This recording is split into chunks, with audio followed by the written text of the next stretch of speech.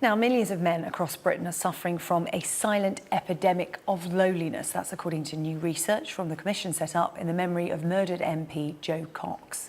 Yeah, 35%, that's more than 1 in 3 British men, feel lonely at least once a week, according to the report, whilst nearly 3 million, or 11%, it is a daily occurrence. 10% of men say they bottle up feeling isolated because they're afraid to admit that they're lonely, and 7%, that's more than 1 in 20 men, admitted feeling like they have no friends.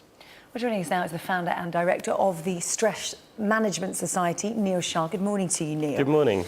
Just looking through this research, one of the things that leaps out is that men who are in their mid-30s are more likely to feel lonely, which will come as a surprise because most people associate loneliness with older age.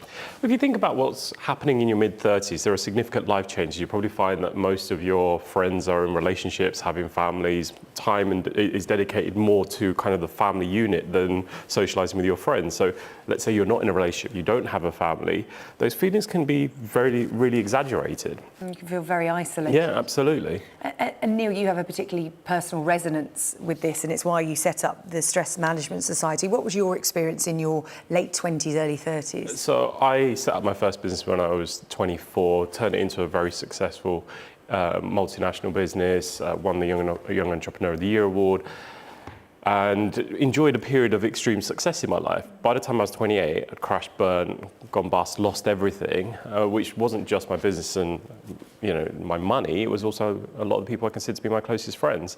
The person I was in a relationship at the time, found out that that relationship was about to disintegrate. So it's like everything that I valued, everything that I felt was important, all the relationships other than my close family that I relied on disappeared overnight.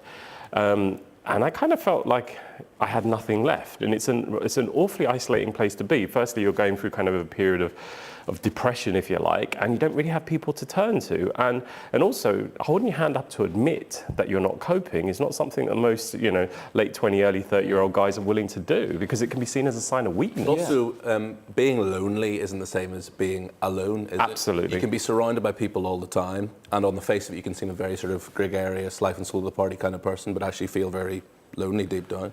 There's 8 million people that live in London. It can be one of the loneliest places to live on the planet because we are so busy. We're all rushing from place to place. The time for actual social engagement, real social engagement, I'm not talking about on Facebook or social media, is diminishing. And, we talk about the zombie apocalypse. You spent any time in London, people are already here. And you obviously are encouraging people to change their lifestyle in order to beat this. But it's very hard, isn't it? You can't just say, oh, we'll just go and join some clubs or societies. I mean, what practical advice can you give to people? They say a problem shared is a problem halved. Now, the reason this is specifically kind of affecting young men is they're the ones that are least likely to express their emotions, least likely to ask for help. You go to the pub with your mates, you're likely to talk about football or the bar lady or the new car you want to buy. Have any meaningful conversations? Absolutely. You're not going to say, actually, guys, you know what, I'm feeling kind of lonely, or I'm feeling a bit overwhelmed, or I'm upset about something that's happened. Yeah. And, I'm not kind of saying this as a rule of thumb, but women are more likely to express their emotions. Men are very much solution focused.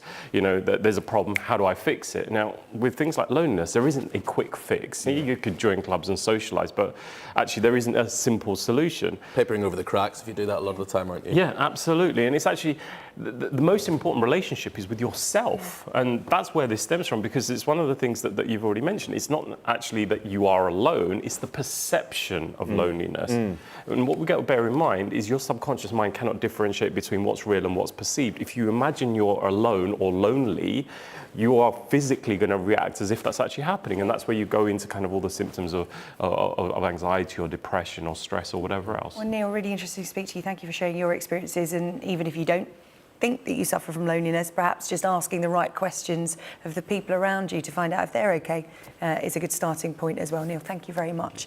Jamie's here. We're never alone when you're here. You're stop it. Friend to everyone. Tell us about the sport. Well, there are thousands of men down the pubs last night, probably not talking about their feelings, but watching Cristiano Ronaldo score a hat-trick for Real Madrid. We'll bring you the goals from that one after the break.